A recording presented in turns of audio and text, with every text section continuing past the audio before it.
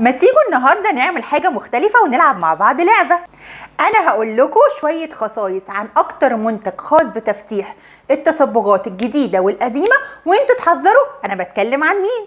اول حاجه، ليه فعاليه اقوى من الفيتامين سي والكوجيك اسيد في تفتيح التصبغات. وتاني حاجه، هيديكي فعاليه الهيدروكينون في تفتيح التصبغات ولكن بدون اعراض جانبيه. تالت حاجه بقى وده الاهم، تقدري تحضريه في البيت بمنتهى السهوله لانه اقتصادي ورخيص وفعال. ها، مين عرف بتكلم عن ايه؟ اكتبوا لي تحت في الكومنتس لو حد منكم خمن انا بتكلم عن مركب شكله ايه او موضوع الحلقه بتاع النهارده. واللي لسه مش عارفني، انا دكتور ناديه، اعملوا لي سبسكرايب ويلا بينا نبدا حلقه قويه جدا.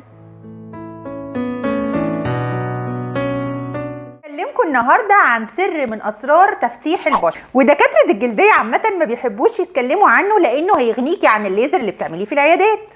النهارده هنتكلم عن مستخلص العرق سوس، لانه مكون طبيعي وامن وموجود في كل بلاد العالم، واستخدم قديما في الطب الصيني والياباني من مئات السنين.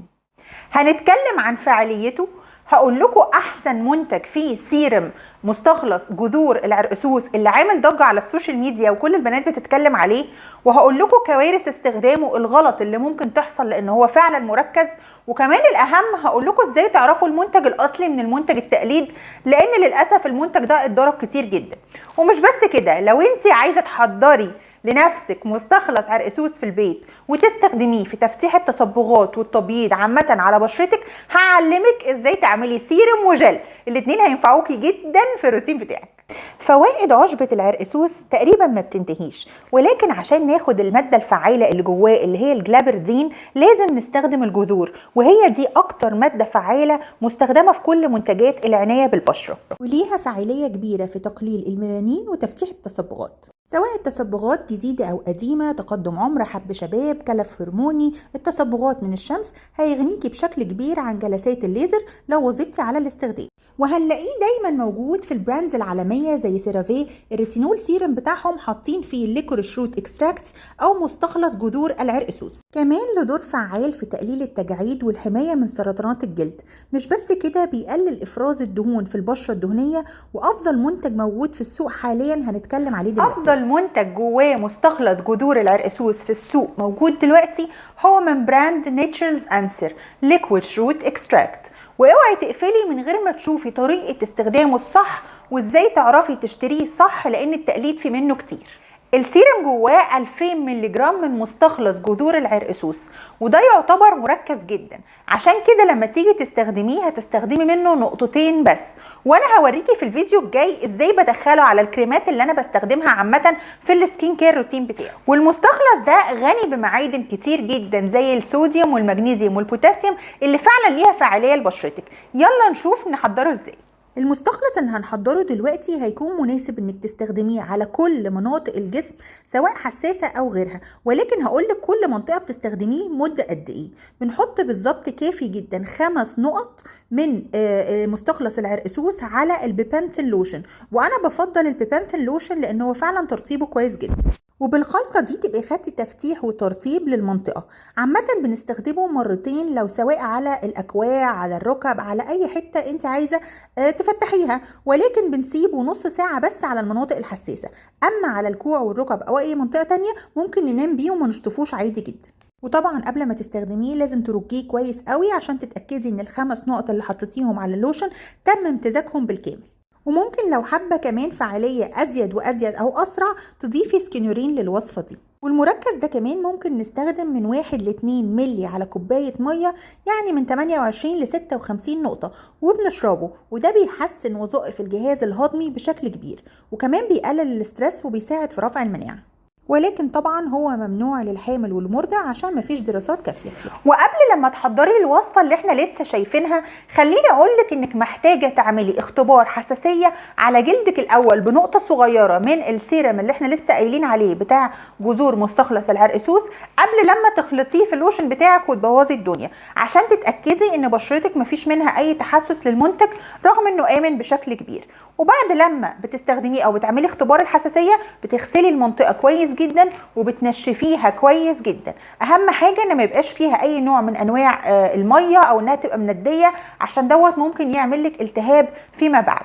وطبعا ما تنسيش واقي الشمس في اي منطقه هتتعرض للشمس فيها تصبغ، واستخدمنا فيها الوصفه دي. طب خلونا نسال سؤال مهم جدا، النتيجه بتاعته بتبان بعد قد ايه؟ هقول لكم كل حاجه بمنتهى الامان. لو انت عندك تصبغ وبتتابعي مع دكتور الجلديه بتاعك العلاج بالليزر، طبعا النتيجه هتكون اسرع وتبان في اسبوعين. اما بقى لو استخدمت الهيدروكينون اللي انا ما بحبوش خالص رغم انه مفيد في بعض الحالات، النتيجه بتاخد 4 اسابيع. المستخلص بقى الطبي الجميل اللي احنا لسه عاملينه ده نتيجته بتظهر من 6 ل 8 اسابيع من الاستخدام المتواصل، يعني لازم تكوني منتظمه على استخدامه صباحا ومساء لاي منطقه في الجسم، ومره واحده بس في المناطق الحساسه. ده هيفرق معاكي قوي انك تشوفي النتيجه بتاعته على طول. وطبعا الموضوع بيختلف حسب درجه التصبغ ومكانها. ويلا بينا نشوف الفرق ما بين المنتج الاصلي والتقليد في الفيديو اللي جاي.